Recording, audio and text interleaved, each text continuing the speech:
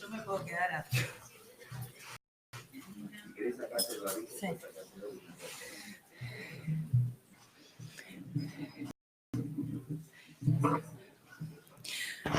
Bueno, buenas tardes. Seguimos con la maratón de digestivo en la tarde de hoy. Bueno, mi nombre es Julia Ismael, soy médica clínica, oncóloga clínica, especializada en salud pública y actualmente soy la directora ejecutiva de GEDIT. Y agradecemos a las autoridades que nos hayan convocado a conversar sobre este tema. El título es bastante amplio, pero especialmente vamos a hacer hincapié en todo lo que sea prevención del cáncer colorectal. Y la prevención tiene dos aristas, la prevención primaria, que es incidir sobre los factores de riesgo, y la prevención secundaria, que la prevención secundaria se conoce más frecuentemente como tamizaje, que es la traducción al español de la palabra screening, y también se le llama pesquisa. Y para eso quería profundizar en tres preguntas muy importantes sobre el tamizaje de cáncer de colon, que son: ¿qué es el tamizaje? ¿Por qué hay que tamizar? ¿Y cómo podemos hacerlo? Entonces, dentro de qué es tamizar, yendo a lo que es la palabra en sí misma, es separar lo grueso de lo fino. Y cuando nosotros hacemos esta acción de tamizar a nivel poblacional, estamos separando de toda la población alguna parte, y ya vamos a ver cómo y por qué. Pero antes de entrar en los mecanismos de tamizaje y los tipos, es importante tener estas dos definiciones muy en mente, que hay dos formas de tamizaje. Una es el rastreo o tamizaje poblacional, comúnmente del idioma inglés llamado screening, que es aplicar una prueba o un test a una población asintomática con el fin de detectar una enfermedad o factor de riesgo. Es lo que les decía, que es la prevención secundaria del cáncer. Y es importante tener esta definición muy presente para no confundirnos con este otro tipo de uso de la palabra screening, que es la búsqueda de casos oportunista o case finding, que es cuando uno está en el 1 a 1 en el consultorio y le aplica el test a una persona asintomática o no, con el fin de detectar una enfermedad en forma temprana. Entonces, diferenciar bien que el screening o tamizaje al que uno se refiere en salud pública es sobre poblaciones.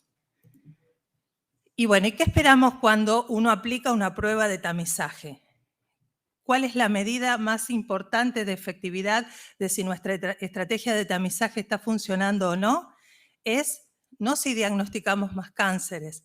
Y ahí viene la cuestión tan discutida y en debate de por qué sí o no el tamizaje en cáncer de próstata. Y eso lo dejo para otro momento porque no es el tema de este día, pero lo que buscamos en una estrategia de tamizaje es disminuir la mortalidad por causa específica. Cuando uno compara a la población a la que le estamos aplicando la prueba comparada con la no sometida a tamizaje. Es decir, que tenemos que tener un comparador y con nuestra población intervenida tener una reducción de la mortalidad, por ejemplo, del cáncer de colon. ¿Y cómo se mide la efectividad o de qué depende la efectividad de nuestro tamizaje, de nuestra estrategia? De factores que tienen que ver con la enfermedad, tienen que ver cuestiones que hay que observar en la población, se tienen que dar algunas cuestiones y de que dispongamos o no una prueba diagnóstica o test.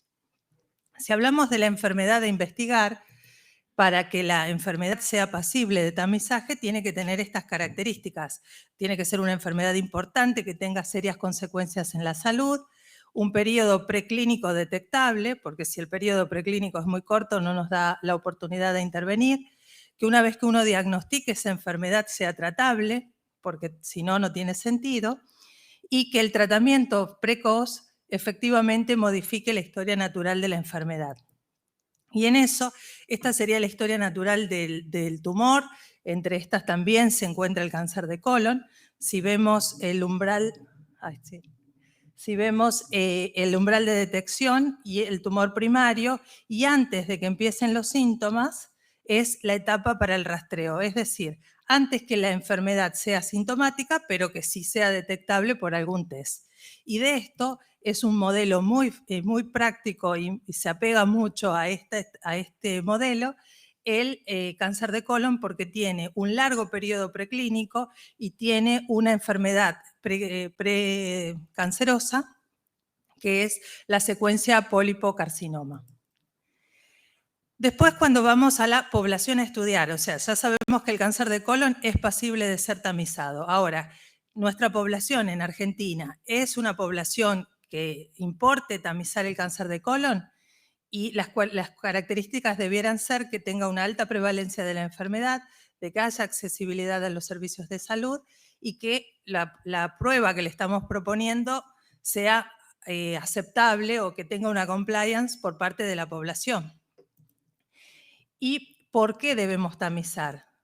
Porque en Argentina, efectivamente, el cáncer de colon es un problema de salud pública con una incidencia en aumento y los factores de riesgo también están en aumento, y tiene que ver con la edad, con el envejecimiento de la pirámide poblacional y cuestiones que tienen que ver con el estilo de vida. En nuestro país, ya les voy a mostrar algunos datos sobre sedentarismo, sobrepeso, bajo consumo de frutas y verduras.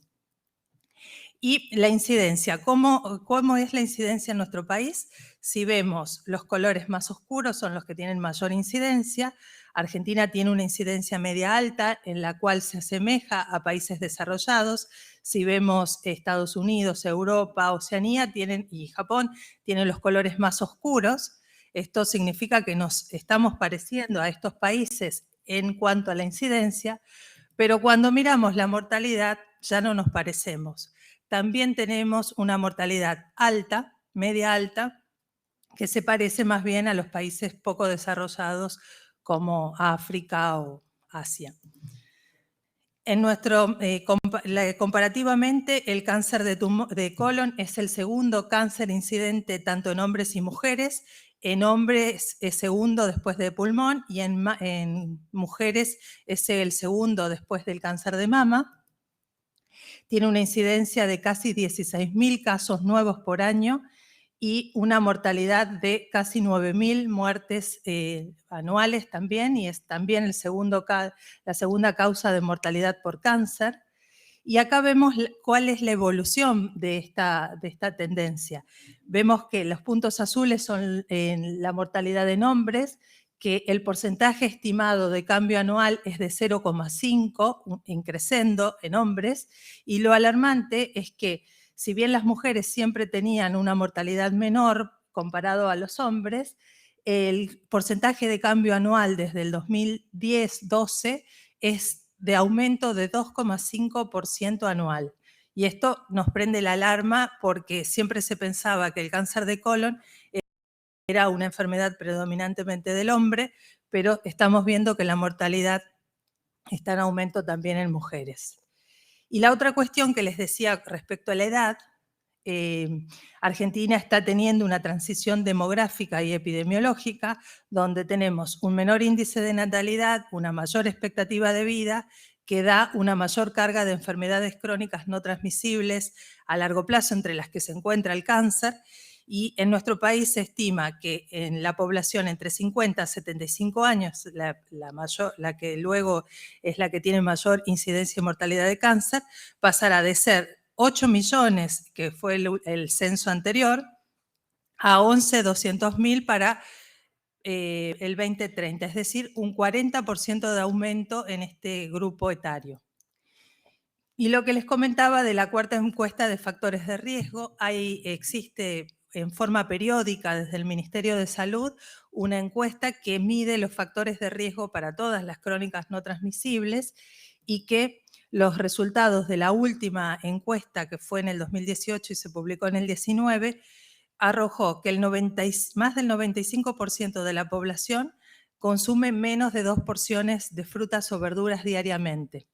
Y esto, el exceso de peso, sumando sobrepeso y obesidad, se observó en casi el 62% de las personas, mayor en varones, en personas entre 50 y 64 años, que es la franja etaria de mayor incidencia y mortalidad por cáncer de colon, y sobre todo, y esto es lo más preocupante, en aquellas con menor nivel de instrucción, en las cuales la prevalencia de obesidad fue de un 25,5%. Y acá les muestro lo mismo que les contaba en forma narrativa. A lo largo de los años, esta encuesta se realizó desde el 2005, en el 2010, el 2009, 13 y 18, se hace cada 5 años. Y nos muestra cómo, en forma alarmante, los números, las cifras de sobrepeso y obesidad, que son las columnas verdes y azules, han aumentado, y también, y sobre todo en forma significativa, las de obesidad, que son las columnas rojas. Entonces, estamos viendo que la población argentina tiene una alta incidencia de cáncer de colon, una alta morbimortalidad por la enfermedad, y tenemos además expectativas de que esto siga aumentando porque los factores de riesgo están en aumento.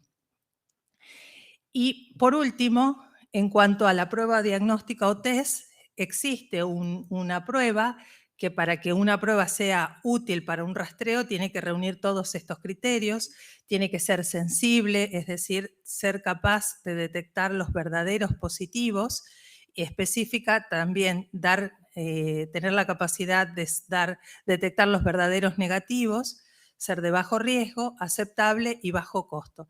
Todos estos requisitos que tienen, que debería tener una prueba aceptable para un programa de tamizaje, los reúne el test de sangre oculta en materia fecal, que se encuentra disponible como estrategia de tamizaje en nuestro país desde hace un par de años, desde el 2013. ¿Y de qué manera podemos hacer el tamizaje? Implementando programas a nivel poblacional en personas de riesgo promedio. Riesgo promedio significa aquellas que no tienen ni síntomas ni factores de riesgo aumentados, que son enfermedades inflamatorias intestinales, poliposis o antecedentes de cáncer personales o familiares. Entonces, en las personas que no tengan estos factores de riesgo, se puede ofrecer a partir de los 50 años de edad una prueba de tamizaje.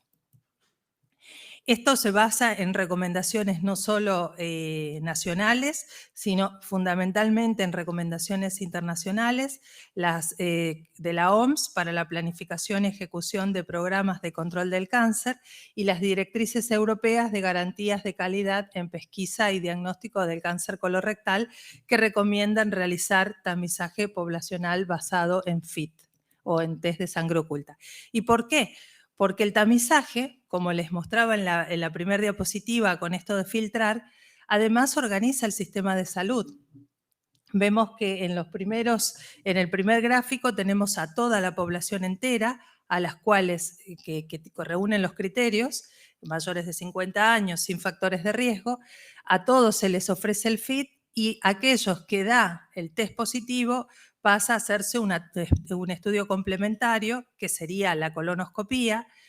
Se le hace el test de la colonoscopía a las personas que les dio el FIT positivo, y luego los que tienen un estudio anormal o que requieran cirugía son muchos menos, y luego el tratamiento que corresponda, como ser derivación a un tratamiento definitivo, o los que tienen cáncer, hacer cirugía o quimioterapia o lo que corresponda. Y lo que vemos es que no acceden al hospital o a los centros de mayor complejidad toda la población, sino que solo casos seleccionados, y el tamizaje es una forma de seleccionar la población y organizar los sistemas haciéndolo más eficiente. También eso se puede ver a nivel de costos, que esto es un análisis y un modelaje hecho por Andrei Balwi, que es de la OMS, y donde se ve que en base a un ejemplo de una población teórica de 1 millón de personas, cuántos se screenarían, que reunirían los criterios de tamizaje, cuántos le daría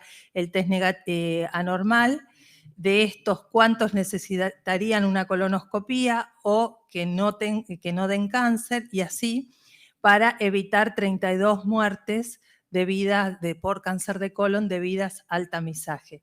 Y esto también tiene ahorros al sistema de salud, que puede ser en grandes números, contadas en millones de dólares. Y por otra parte, en nuestro país se realizó una guía basada en la evidencia, en GRADE, para determinar si el test de sangre oculta podría ser una estrategia posible de tamizaje, y en esta recomendación, que está disponible en forma gratuita en la web, de la página del Instituto Nacional del Cáncer, se compararon distintas técnicas, distintos tipos de test de sangre oculta, incluyendo el guayaco, que fue la primera prueba utilizada para tamizaje, con todas las desventajas que tenía. Y en eso menciono algo que recién hablábamos, que una de las desventajas del guayaco era que tenía una baja, era muy sensible pero poco específico, es decir, que daba muchos falsos positivos, requería una dieta muy restrictiva, porque reaccionaba no solo ante hemoglobina, sino ante cualquier pigmento de la dieta, o ante otras hemoglobinas no humanas. Y la ventaja de los test inmunoquímicos actuales disponibles es que solo reaccionan ante hemoglobina humana, es decir, que no requieren ningún tipo de dieta y son muy sensibles y muy específicos. Les recomiendo en algún momento, si tienen la oportunidad, de revisar esta guía, porque es muy ilustrativa sobre todos los tipos de test disponibles, y la recomendación final de esta guía es que cualquiera de los FIT, de los test inmunoquímicos, son equiparables. Y no solo que son sensibles y específicos, sino que a través de una siguiente publicación también son costo efectivos, incluso para el sistema de salud público en nuestro país. Se realizó un modelo de Markov con un horizonte temporal a 50 años, donde se midió el ahorro de costos, la inversión inicial de instaurar un sistema de tamizaje, y cuáles eran los ahorros potenciales al sistema de salud, y dio que es costo efectivo. Este es un gráfico que les traigo porque es bastante extenso esa guía y ese documento, donde muestra en el escenario con tamizaje y sin tamizaje. En el escenario con tamizaje, una pequeña proporción del gasto se destina al seguimiento del cáncer colorectal avanzado. Los demás ítems del gasto en el escenario con tamizaje son la vigilancia de adenoma, el costo por los falsos positivos, el costo del tamizaje en sí mismo, y en el escenario sin tamizaje, el mayor porcentaje se lo lleva el gasto en el seguimiento y en el tratamiento del cáncer colorectal avanzado, y es bastante diferente. Entonces, en el escenario sin tamizaje, el 90% del gasto es destinado al tratamiento de una enfermedad avanzada, que bien sabemos es no curable. Y sin embargo, en el escenario sin tamizaje, el 14% solamente se destina al tratamiento del cáncer colorectal y el 86% a instancias de prevención y detección temprana. Esto viendo los números así estáticos, pero si uno ve, como les contaba, que el horizonte temporal era a 50 años, vemos que en el escenario sin tamizaje, el gasto, la evolución, perdón, de la incidencia va en aumento, como les decía, es la evolución natural de la enfermedad, porque al aumentar la edad, el envejecimiento de la pirámide poblacional en Argentina, sumado a los factores de riesgo en aumento, lo esperable es que la incidencia vaya en aumento. Sin embargo, en el escenario con tamizaje, vemos que hay una incidencia aumentada inicial por la mayor cantidad de detección de enfermedad asintomática, pero luego la tendencia es a la disminución de la incidencia del cáncer colorectal en forma sostenida. Y en cuanto al impacto económico, por supuesto que en el escenario con tamizaje hay una inversión inicial muy alta, pero luego desciende para tener un perfil muy, muy favorable de costo-efectividad. En tanto que en el escenario sin tamizaje, el costo sobre todo es derivado del tratamiento de la enfermedad avanzada. Entonces, como para ir redondeando, les comentaba que estamos en una situación en una patología donde el escenario es muy favorable y sería muy efectivo, ya que la enfermedad a investigar tiene una enfermedad precursora que es fácilmente detectable a través del FIT y complementado con la colonoscopía, tiene un largo periodo preclínico, la población argentina tiene como enfermedad, como problema de salud pública esta patología y disponemos de una prueba diagnóstica o test. Así es que uno se preguntaría, ¿está todo dado para comenzar a hacer el tamizaje?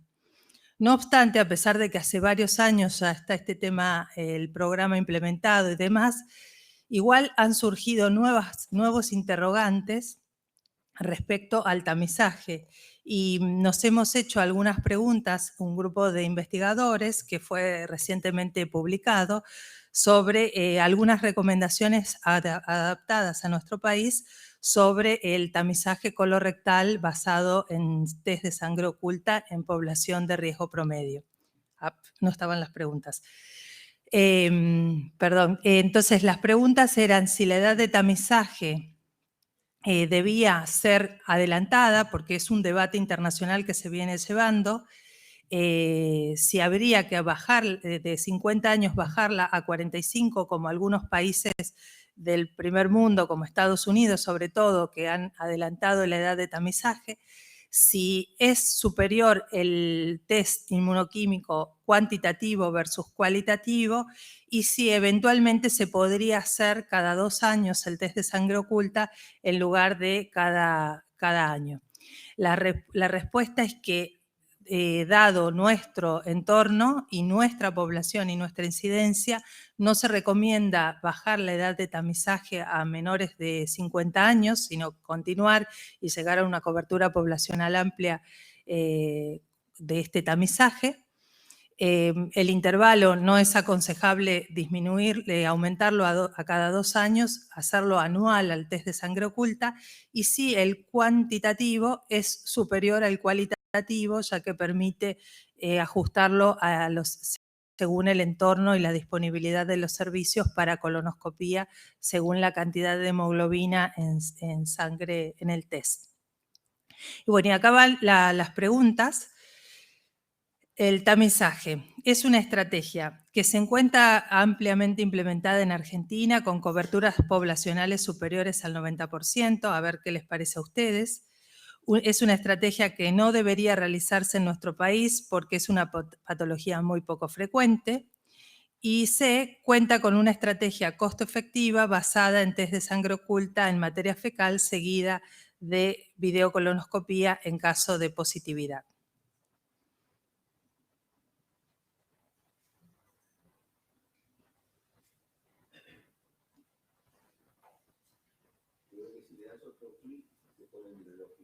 A ver, así.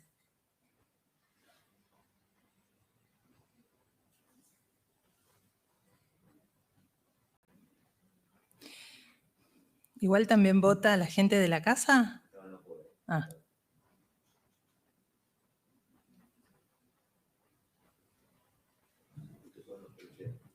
Ok.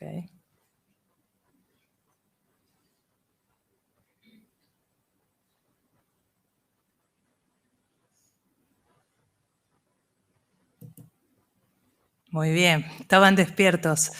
Efectivamente, es una estrategia que cuenta con, como les comentaba recién, existe un test de sangre oculta que está disponible, una tecnología que está disponible, que es poco invasivo, se hace sobre la materia fecal, se puede, en el cualitativo se lee como un EVA-test, es muy rápido, y el cuantitativo debe enviarse a un laboratorio y se lee exactamente el nivel de hemoglobina que se encuentra en la sangre, en la materia fecal, perdón. Y yo había puesto como una de las opciones que es una estrategia que se encuentra ampliamente implementada en Argentina con coberturas poblacionales superiores al 90%, y esa realmente es una respuesta que está muy lejana a la realidad.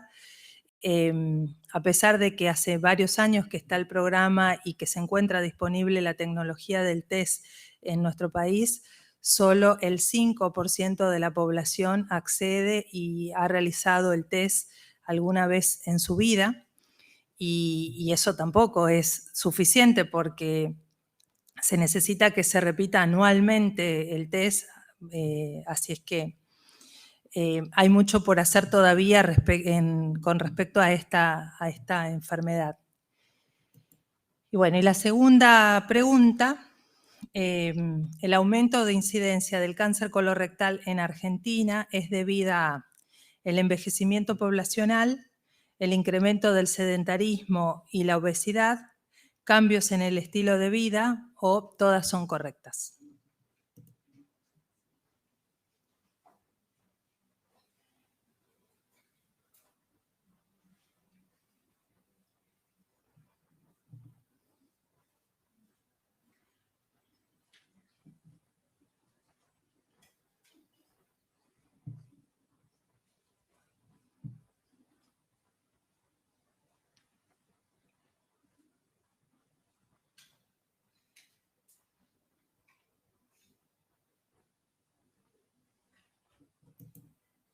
Bueno, también. Muy bien, se ve que estuvieron despiertos. Así es que, bueno, ¿alguna pregunta, algún comentario, alguna reflexión que tengan sobre este tema?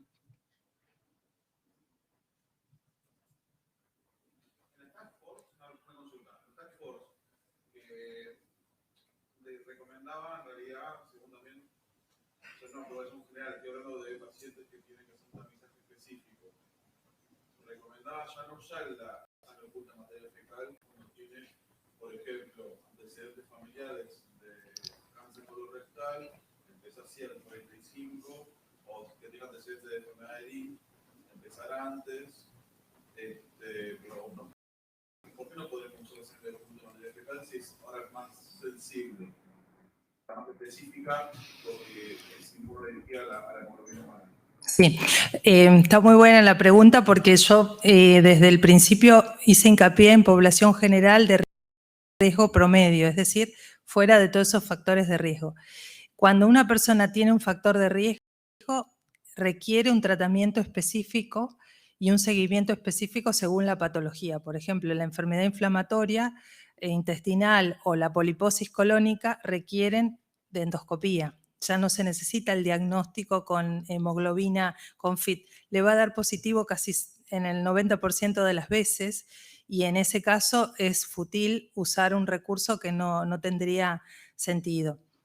Y por eso, en lo que se hace en las poblaciones de alto riesgo, sea que haya tenido un pólipo de alto riesgo, cáncer personal o familiar, o cualquiera de esas enfermedades que predisponen al cáncer, es hacer vigilancia. también se le llama muchas veces en formas intercambiables screening, pero no es formalmente un screening o tamizaje como lo que sería formalmente, tal como les estaba mostrando recién en la presentación.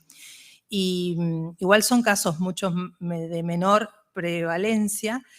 Más del 70% de los cánceres son derivados en personas de riesgo promedio. Solo el 5% tienen antecedentes hereditarios y un 20 a 15% estos factores de riesgo que les comentaba. O sea, es casi un tercio de la población o un poquito más de un tercio de la población que estarían excluidos de un tamizaje poblacional. Y bueno, y hay guías y seguimientos específicos según la patología y el factor de riesgo, pero como norma general, si hubo un cáncer en la familia, un pólipo o el diagnóstico de cualquier enfermedad de estas que son predisponentes al cáncer, se deben empezar los controles 10 años antes en la familia. Y un ejemplo que fue mediático, el de, ¿cómo se llama el paciente?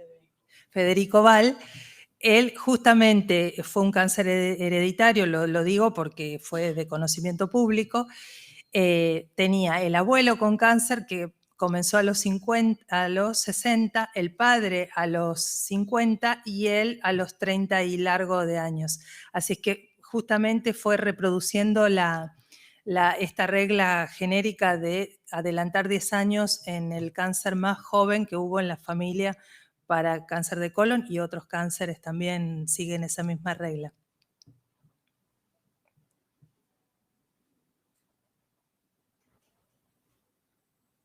Ya estamos.